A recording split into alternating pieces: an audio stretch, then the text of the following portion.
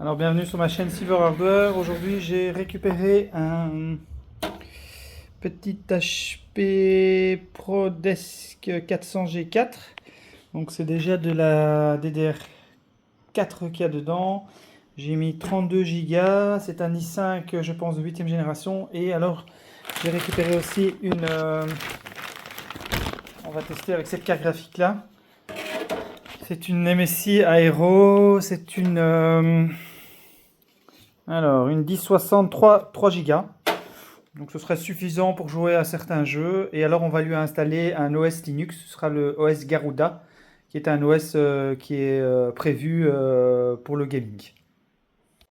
Alors, bienvenue sur ma chaîne Silver Hardware. Alors, je vais vous montrer comment installer et utiliser Ventoy pour pouvoir installer plusieurs ISO sur une machine ou avoir plusieurs ISO sur une clé USB. Là, j'ai dû utiliser ce système-là pour l'installer dans mon HP ProDesk 600G2. Donc là, vous allez sur le site de Ventoy. Le site officiel, c'est www.ventoy.net. Vous sélectionnez, pour ma part, je suis en Windows, donc vous prenez le Windows, il va télécharger un fichier ici en zip, vous décompressez le fichier. Une fois que le fichier est décompressé, vous tapez ici dans la barre de recherche Ventoy et vous prenez Ventoy to disk exe. Là, j'ai mis une clé USB, on va installer le système sur la clé, donc pour ma part, si c'est des PC plus récents, vous mettrez du GPT. Si c'est des PC plus anciens, vous mettrez du système MBR. Euh, donc on va le mettre en GPT. Et ici, pour la partition, on va laisser en exFAT, c'est parfait. Ou FAT32, c'est impeccable. Ensuite, vous faites Install. Là, vous confirmez Yes, parce que là, il va effacer la clé. Donc tout ce que vous avez sur la clé sera perdu. Vous mettez Oui. Vous confirmez une deuxième fois. Et il installe le système sur la clé. Une fois que le système sera installé sur la clé, vous pourrez mettre plusieurs ISO sur la clé en fonction de la capacité de votre clé. Donc vous mettez OK. Donc là, ça a été fait. Vous fermez. Ici, je vais ouvrir Ventoy. Donc ici, en fait, le système est installé sur la clé. Je ne sais pas si on va le voir. Non. Donc là, on ferme. Et par exemple, je veux mettre plusieurs ISO. Je prends, je sais pas moi, dans téléchargement, je prends Garuda, parce que c'est avec ça qu'on va fonctionner. Et là, il va déplacer l'ISO sur la clé. Et ensuite, quand vous allez booter sur la clé sur l'ordinateur ou le PC, vous allez avoir un menu Ventoy qui va s'afficher et vous pourrez choisir l'ISO qui vous convient à installer sur la machine. Vous pouvez en mettre 5, 6, 7. Par exemple, si je veux installer un Linux, un autre Linux, je mets en fonction de. Je me crée une clé avec plusieurs ISO pour être tranquille, pour pas en chaque fois créer une clé pour chaque ISO différent. Donc voilà. Donc là, je vais déplacer quelques ISO et comme ça, j'aurai une clé préparée avec ce que je veux dessus.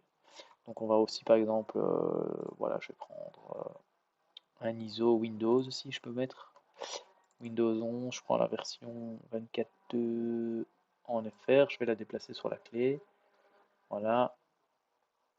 Qu'est-ce que je peux mettre aussi je peux mettre du Kali Linux. Hop, voilà. C'est parti. Et un Ubuntu.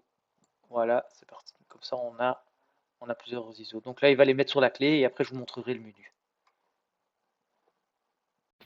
Donc là on est de retour sur le PC, j'ai mis la clé. On va démarrer le PC. Je dois juste encore connecter le câble pour la carte graphique ici. On va prendre celui-là, ce sera plus simple. Voilà. Hop. Voilà. Donc le câble est branché, nous allons démarrer le PC. Voilà. Et nous allons aller dans le BIOS pour lancer.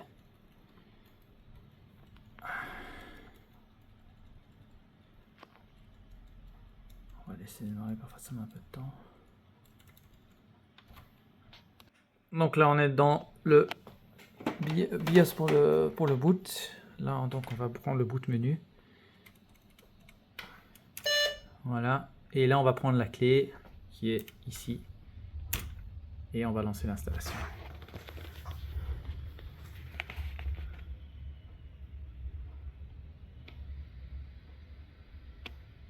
Donc voilà, nous voici à l'installation de Garuda dans le HP. J'ai dû au final utiliser Ventoy. Je vous ferai une vidéo là-dessus un peu plus tard. Donc Ventoy est un système où on peut placer plusieurs ISO sur une clé USB, c'est très pratique.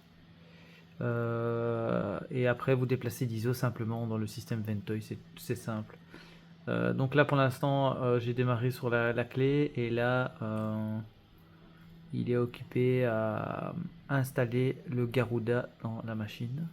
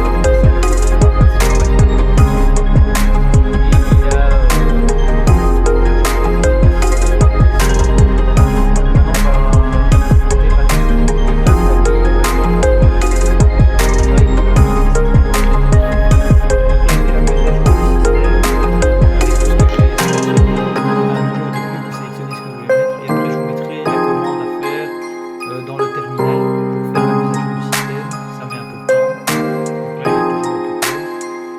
Ensuite on démarrera Steam